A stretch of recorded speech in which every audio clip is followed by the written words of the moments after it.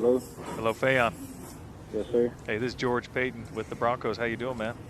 How you doing? Good. We're about to draft you. You ready to be a Bronco? Yes, sir.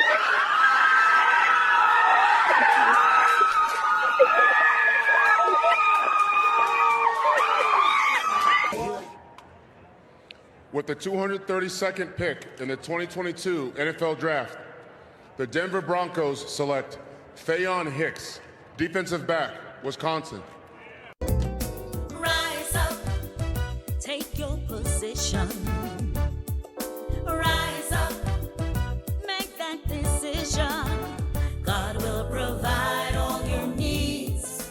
He wants you to succeed. Have faith of a mustard seed. Get up on your feet, rise up. Welcome to the Drexel Seymour Show, where we encourage you to rise up and take your position. You know, I just want to say this at the beginning of the show, that no matter how small your country is, no matter how large your country is, that there are people in your country that will do great things. Today, I have the pleasure of interviewing someone whose parents are from, one of his parents are from Turks and Caicos. Both his grandparents on his mom's side are from Turks and Caicos, who was recently drafted into the professional football. And so I'm excited to interview this young man. Actually, he happens to be my family because my grandmother was from Malcolm, his grandmother's from Malcolm. So we are related. So I want to introduce you to Faion Hicks, who's in the Turks and Caicos Islands at this moment. And I'm grateful for this opportunity, and I want Faion to introduce himself to you. Welcome to the show, Faion. Thank you very much for this opportunity. Oh, man, thank you, man. This is a great opportunity. I'm glad to be here to just, share my story. Yes. So tell us about Faion. About me. Even though a lot of people may think it's a lot to know about me, but it's not much, man. I play football. Been playing since I was young. I think I started when I was 9 years old. Oh, okay. Crazy enough, though, my parents, especially my mom and my grandmother, they didn't really care much about sports. They only cared about education. I believe that. And that was one of the main reasons why my grandmother came to America when my mom came to the States. My mom was obviously a better opportunity for, education-wise. Yes. So growing up, I wasn't always the best child, so she didn't sign me up. I actually signed myself up for football because I wanted to play that bad. What a great move. Yeah, so I signed myself up, and that's how I started, man, when I was 9 years old. Been playing ever since. When I got to high school, and that's when I realized I could take this far. That's awesome. When I got to high school, and a lot of people thought I was really good. Mm-hmm. I didn't really think much of it though. Mm-hmm. But then, like I said, football, and then I like to play chess. Oh, that's my thing, man. I love to play chess. Oh, okay. Been playing since I was in elementary school. I'm still trying to figure out how to play chess. I play checkers, but I can't play chess. It's not as hard as you think, man. I promise yeah? you, it's not as hard as you think. Oh, okay. But I've been playing since I was in third grade. Okay. That's something I always kind of picked up on, and then other than that, it's either that or I like to watch TV or play with my dog. Yeah. That's awesome. So basically, there's something that you resort to. You resorted to sports. You resorted to chess. And a lot of our young people, they're frustrated. They end up resorting to many other things, Mm-hmm. So you took the route and resort to sports, and now you are becoming a professional football player, right? Yes, sir. Now your mom, what's your mom's name? My mom's name is Chevette Glinton. Chevette Glinton, and she was born in Turks and Caicos. Yes, sir. And her mom is Monica Malcolm. Yes, sir. Who's also born in Turks and Caicos. Yes, sir. Right. I knew both your great grandparents really well. Mm-hmm. So welcome to the Turks and Caicos Islands. Thank you. So after you left, so you was born and grew up in Miami. Yes, sir. And then you went to, I think, University of Wisconsin, did I read? Yep. So tell us about your experience in college. It was different, very different demographic, especially other than Miami. Very cold though. Of course, yes, so cold. yes. So that was probably like my first the first thing I had to get used to, because I graduated high school early, because I wanted to, in college football, you have this thing called spring football. Okay. It's just when you I wanted to go early and kind of solidify myself with the coaches so I get a chance to play early. And so I took extra classes in high school so I can graduate a semester early, which I ended up doing. Awesome. So I left high school in December instead of later. May. Yeah, later in May. So I got there, and I literally got there January 2nd. I got there. What year was that? 2017. 2017, okay. January 3rd, 2017, I got on campus for the first time, and the first day I was there, it was -2 degrees. Oh, wow. And I never forget, I was on the phone with my mom because I had to help her find a hotel that I was staying in that they had put us up in. And I remember my hands got so cold, like it literally hurt. And I remember telling my mom, like, man, what the heck did I get myself into? I know the feeling. I went to school in Ohio. But Yeah. of course, I went during summer. But when the winter came in, I said, "Oh my gosh!" Yeah, it's terrible. It's so terrible. So that was like the first kind of like, okay, welcome to college, like welcome here. But other than that though, college was amazing, man. Yeah. I'm glad I was able to get Great experience. Yeah, man, gain that experience and experience something different. Yeah. And I'm very appreciative of the game of football even giving me that chance to experience that for free. Yeah. And I don't think a lot of people realize that football can do a lot for you, especially do it the right way. To leave college with no debt, no student loans, that's a blessing. Yeah. Even if I didn't make it to the NFL, that's something that I'll forever be grateful for. So basically, you didn't have to pay any tuition because you did so well in high school on football. You was able to get a scholarship to go to University of Wisconsin. Yeah, so tuition, and they actually paid me every month to pay rent and have food, money in my pockets for food. Oh, wow. And everything. So I didn't have to ask my mom for nothing. Wow. All 4.5 years, I didn't have to call back home and ask for no money, ask for nothing. They took care of me that much, and what a great opportunity. Man, what? I mean, you was able to get into college. Yeah. Because college is very expensive. Yeah, it is. But because of your talent in football, you was able to pursue your tertiary education. Yeah. What did you major in? I majored in life science communications. Life science. What is that about? This is a basic communications degree, but it's like very broad. Okay.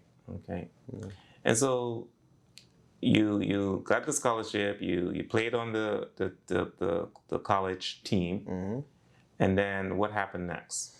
So when I got there, I redshirted my first year because I had 2 older guys in front of me, and redshirt means basically you don't play that year. You just kind of sit back and develop yourself. The first year? Oh, yeah, okay. The first year. So even though you was on that scholarship. Yeah. Even on the scholarship, so you just don't play in the actual game. Okay. So they call it a red shirt, and that's when you gain an extra year of college. So I see. So you're more like observing and getting on the observing, watching the guys in front of you. Like I said, I had like 3 older guys in front of me, so it wasn't no need for me to play right away. At first it was kind of how you say it, discouraging. Yeah, because you were not playing. Yeah, I wanted to play, but then I realized, okay, I get an extra free year of college, and I get to learn from these guys. So my second year I ended up playing, and I'm kind of glad I redshirted because the second year I played, I started ever since. And then by my senior year, I ended up being a team captain. Oh, wow. And that was something I always wanted. I always wanted it's to be a great achievement. Yeah, man, I always wanted to be considered team captain, man, and I earned that title my senior year, and it was a wonderful 4 years, man. I done a lot. I started every year since then, but yeah, it was a wonderful experience. Oh, awesome. And so, how did you end up being drafted into? Yeah. So actually, like a lot of people don't know, like I was an underdog, coming out. I didn't. It was a slim chance that I was gonna in get college. drafted. Yeah, I was good. I would like to think so. I thought I was very good. I thought I was better than a lot of guys that they consider was in front of me. But it's football. It's a lot of politics in it sometimes, and you just gotta just keep going. And even in high school, I wasn't highly recruited and nothing like that. So I was used to being the underdog. During that process, you put your resume to the NFL, and the NFL gives you back in grade on what the scouts think you would go. And I got a day 3 grade, which is rounds 4 through 7, because the draft is 3 days. The first day is round 1, second day is rounds 2, and then 2 to 3, and then day 3 is rounds 4 through 7. Oh, wow. Okay. So they gave me back a day 3 grade, and that's when I knew, okay, I got a chance to get drafted. And anything like day 3 or day 2 or later, you really don't know where you're gonna go. Like, you don't know. It's like a lottery like pick. Like, you don't know. You mean you don't know whether you're gonna be accepted or? Yeah, you don't know if you're gonna get drafted or not, and it's really a waiting game. So the process was crazy. So I remember after my last game, I submitted my name into the draft board, and then once you submit your name, you're like, that's it. You can't go back to school. Like, so it's a chance when you submit your name. Like, you're taking a chance. So I did it. I trained, so I had to train for like 3 months for my pro day. That's when all the scouts from all 32 teams come and they watch you. You do certain drills, you run 40s. You do the vertical, broad jump, everything, and then drills. It's a lot of work. It is. I literally trained for 3 days. 3 months, every day, doing 3 workouts a day. And during that time, you're out of school. Yeah, I'm out of school. I graduated, so I graduated in December. I started training in January. And man, it was a long 3 months. It takes a lot, getting your body in the best shape, of your life, because your pro day, that's the biggest interview of your life. All 32 teams come to watch you. You only get one chance to do it. You can't do it over. So you gotta do it. And I ended up having a really, really good pro day. A really good pro day. I ran faster than a lot of the scouts thought I would. They thought I was gonna run like 4.5. I ended up running like 4.3. Wow. Which is really, really fast. Wow. And I exceeded the expectations, awesome, so to say, and I think that's what really helped me get drafted. I wowed the scouts. I did good in the interview process. Interviewing with like, I think I interviewed with like 20 plus teams I interviewed with. Wow. And I just kind of opened their eyes, and then when draft day came, man, that was probably the most stressful day of my life. So stressful, man. I believe you. What? You just sitting there, literally sitting there waiting on the call, just hoping your phone will ring. So as the time went down, the picks went down, you just sitting there stressing like, dang. I'm gonna get that phone call. Yeah. And I ended up getting that phone call, so that was good. So when you get that phone call, yeah, you answer the phone or someone else? So this is the crazy part. I was on the phone, like, okay, I got the phone. I got a phone call, but it wasn't from the Broncos. It was a phone call from the Detroit Lions. So I got a phone call from Detroit Lions, and they told me, it's like, hey, we out of picks, but we want to sign you, as an undrafted free agent. So I'm like, oh man, I'm not getting drafted. And around this time, it's nerve-wracking because I get a phone call and everybody's surrounding me thinking, I'm getting drafted. That's it. Yeah, and it's not it. And then another team called me. It was the New York Giants. They called me. So I'm thinking, okay, this got to be the team. And they called me. It's like, hey, we don't have no more picks. I'm like, oh, come on. They called. They actually tell you that? Yeah. So because what happens is, as the draft is winding down, if a team wanted you and they weren't able to get you in the draft, they try to sign you. So, as a free agent. As a free agent. Got it. And all that means is it's a lot less money. So they get you for cheap. So you could be on the team, but it'll be less paid. A lot less paid. Okay. Okay. It's just harder for you to make the team because if they draft you, they invest in you. Like, this is like who we want. So so it's not really committed if you're a free agent. You're not, they're not really committed to you. So like I said, the Giants called me, whatever. So then while I'm on the phone with the Giants coach, Denver called me. Oh. So at this point, I'm kind of discouraged. I'm like, oh, they probably gonna already had two as a free agent. So I'm like, they probably gonna say the same thing. So they kept calling. I'm like, okay. I'm like, all right, cause I gotta call you back. Somebody's calling me, and I picked up. I'm at this point, I'm kind of discouraged. I'm not even excited. So I'm just like, hey, coach, how you? Yeah, I'm like, hey, coach, how you doing? He's like, hey, man. He's like, everything. I'm like, yeah. And then he's like, well, we're going to draft you.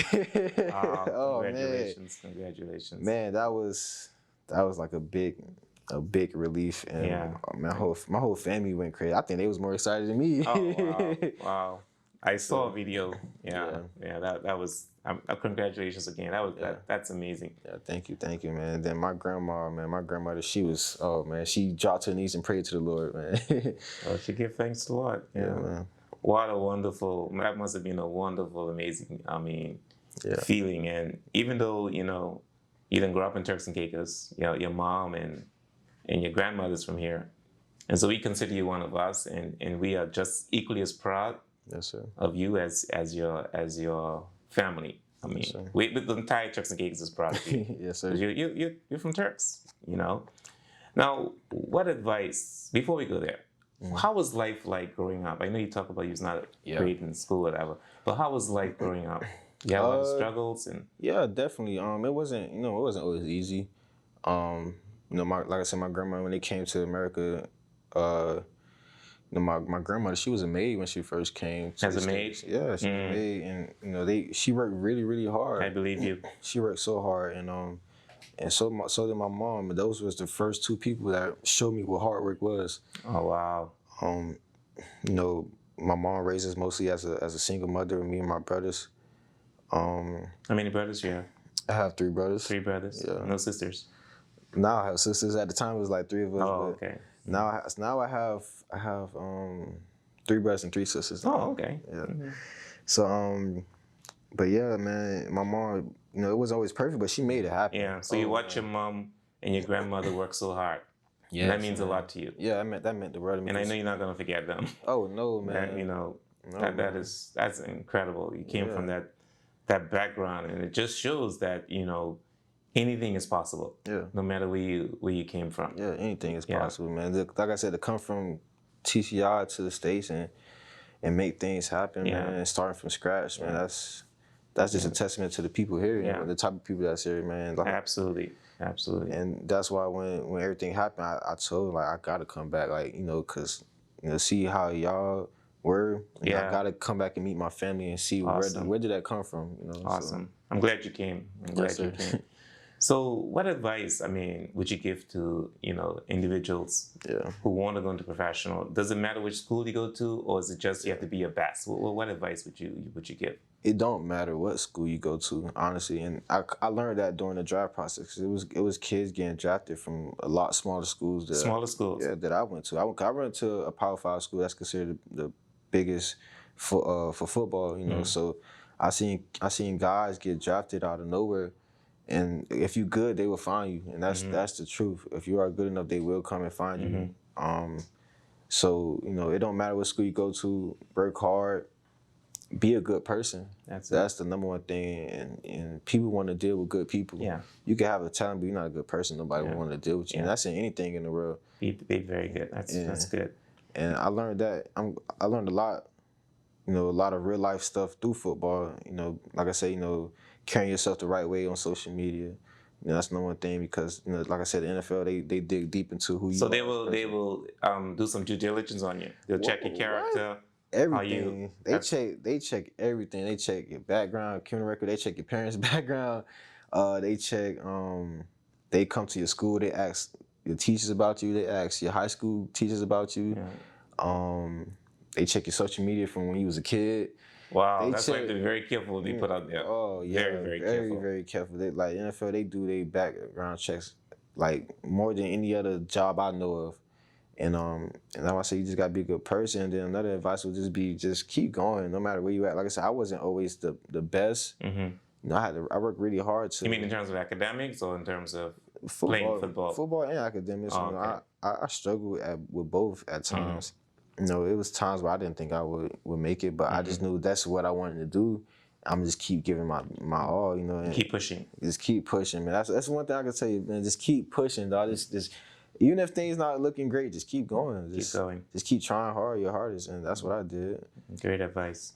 Now, in college, do you have to maintain a certain grade point average? Yes, you gotta maintain. It's an NCAA minimum. Your GPA gotta be above I think a 2.6 or 2.8. 2.8, you gotta be 2.8 up or over. Or higher, or over. Okay.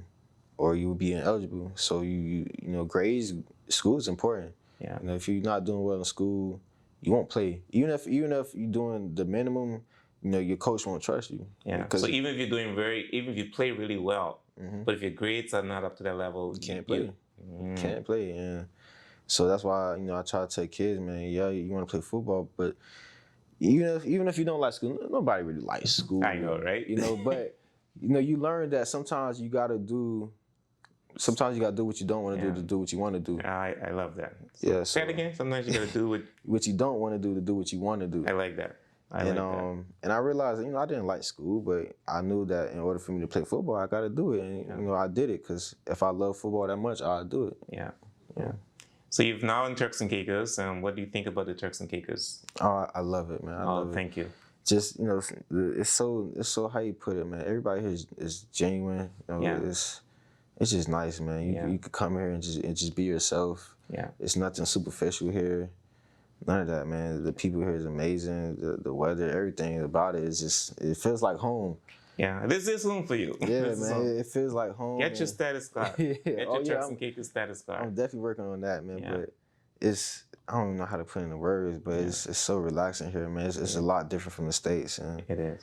Yeah. Man, when I'm done with football, I might just live here. Hey, welcome. We welcome you. We welcome you. Yes, sir. Are you planning to come back soon? I already told my mom and them I'm coming back every year.